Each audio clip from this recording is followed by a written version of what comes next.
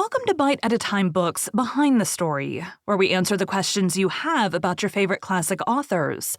What inspired your favorite author to write their novels? What was going on in the world at the time? Follow along with us as we tell you what was happening in the world while your favorite authors wrote your favorite classics. My name is Bree Carlile, and I love to read, and wanted to share my passion with listeners like you. If you want to know what's coming next and vote on upcoming books, sign up for our newsletter at biteatatimebooks.com. Be sure to follow my show on your favorite podcast platform so you get all the new episodes. You can find most of our links in the show notes, but also our website biteatatimebooks.com includes all of the links for our show, including to our Patreon to support the show and YouTube where we have special behind the narration of the episodes. We're part of the Bite at a Time Books Productions Network. If you'd also like to hear a book by the author, check out the Bite at a Time Books podcast wherever you listen to podcasts. Today we'll be learning about the career of L. Frank Baum. Theater. Baum embarked on his lifetime infatuation and wavering financial success with the theater. A local theatrical company duped him into replenishing their stock of costumes on the promise of leading roles coming his way. Disillusioned, Baum left the theater temporarily and went to work as a clerk in his brother-in-law's dry goods company in Syracuse. This experience may have influenced his story, The Suicide of Quiros. First published in the literary journal The White Elephant, a fellow clerk one day had been found locked in a storeroom dead, probably from suicide. Baum could never stay away long from the stage. He performed in plays under the stage names of Louis F. Baum and George Brooks. In 1880, his father built him a theater in Richburg, New York, and Baum set about writing plays and gathering a company to act in them. The Maid of Iran proved a modest success, a melodrama with songs based on William Black's novel A Princess of Thule. Baum wrote the play and composed songs for it, making it a prototypical musical, as its songs relate to the narrative, and acted in the leading role. His aunt, Catherine Gray, played his character's aunt. She was the founder of Syracuse Oratory School, and Baum advertised his services in her catalog to teach theater, including stage business, playwriting, directing, translating, French, German, and Italian, revision, and operettas. On November 9, 1882, Baum married Maud Gage, a daughter of Matilda Jocelyn Gage, a famous women's suffrage and feminist activist. While Baum was touring with The Maid of Iran, the theater in Richburg caught fire during a production of Baum's ironically titled parlor drama Matches, destroying the theater as well as the only known copies of many of Baum's scripts, including Matches as well as costumes. The South Dakota Years. In July 1888, Baum and his wife moved to Aberdeen, Dakota Territory, where he opened a store called Baum's Bazaar. His habit of giving out wares on credit led to the eventual bankrupting of the store, so Baum turned to editing the local newspaper, the Aberdeen Saturday Pioneer, where he wrote the column Our Landlady. Following the death of Sitting Bull at the hands of Indian Agency police, Baum recommended the wholesale extermination of all of America's native peoples in a column that he wrote on December 20, 1890. It is unclear whether Baum meant it as a satire or not, especially since his mother-in-law, Matilda Jocelyn Gage, received an honorary adoption into the Wolf Clan of the Mohawk Nation and was a fierce defender of Native American rights. But on January 3, 1891, he returned to the subject in an editorial response to the Wounded Knee Massacre. The Pioneer has before declared that our only safety depends upon the total extermination of the Indians. Having wronged them for centuries, we had better, in order to protect our civilization, follow it up by one more wrong, and wipe these untamed and untamable creatures from the face of the earth. Baum's description of Kansas in The Wonderful Wizard of Oz is based on his experiences in drought-ridden South Dakota.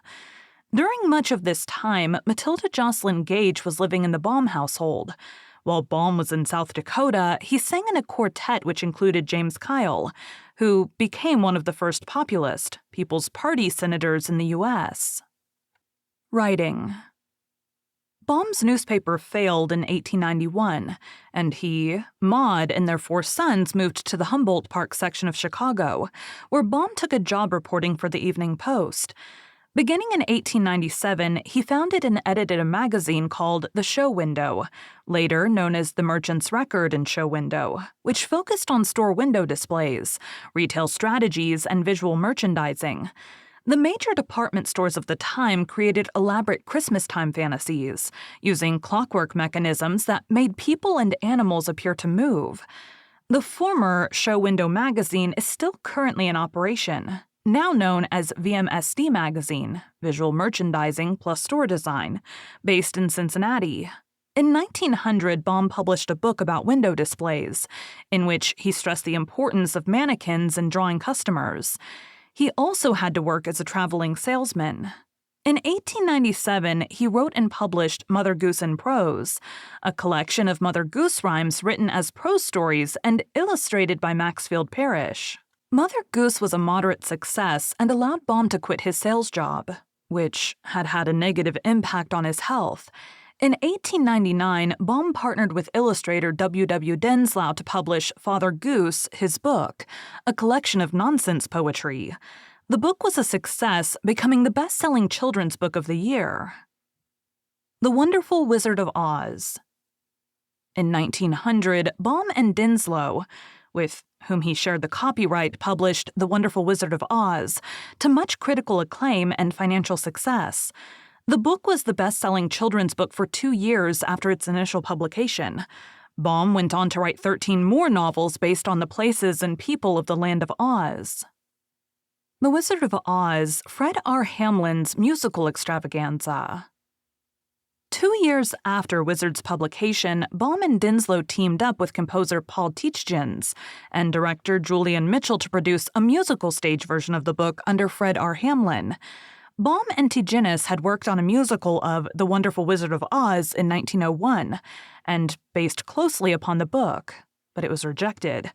This stage version opened in Chicago in 1902, the first to use the shortened title The Wizard of Oz, then ran on Broadway for 293 stage nights from January to October 1903.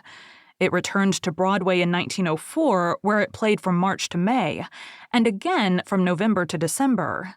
It successfully toured the United States with much of the same cast as was done in those days, until 1911, and then became available for amateur use. The stage version starred Anna Laughlin as Dorothy Gale, alongside David C. Montgomery and Fred Stone as the Tin Woodman and Scarecrow, respectively, which shot the pair to instant fame. The stage version differed quite a bit from the book, and was aimed primarily at adults. Toto was replaced with Imogen the cow, and Trixie Trifle, a waitress, and Pastoria, a streetcar operator, were added as fellow cyclone victims. The Wicked Witch of the West was eliminated entirely in the script, and the plot became about how the 4 friends were allied with the usurping wizard and were hunted as traitors to Pastoria II, the rightful king of Oz. It is unclear how much control or influence Baum had on the script. It appears that many of the changes were written by Baum against his wishes due to contractual requirements with Hamlin.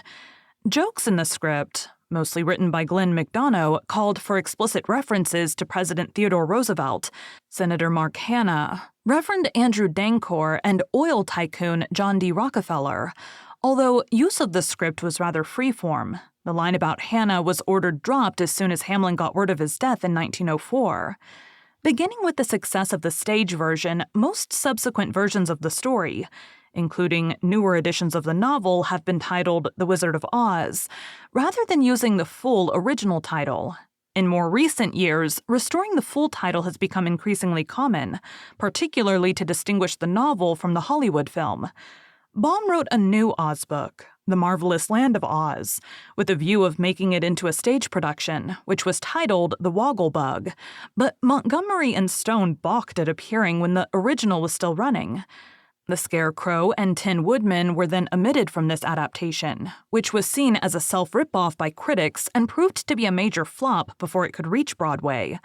He also worked for years on a musical version of Ozma of Oz, which eventually became The Tick-Tock Man of Oz. This did fairly well in Los Angeles, but not well enough to convince producer Oliver Morosco to mount a production in New York.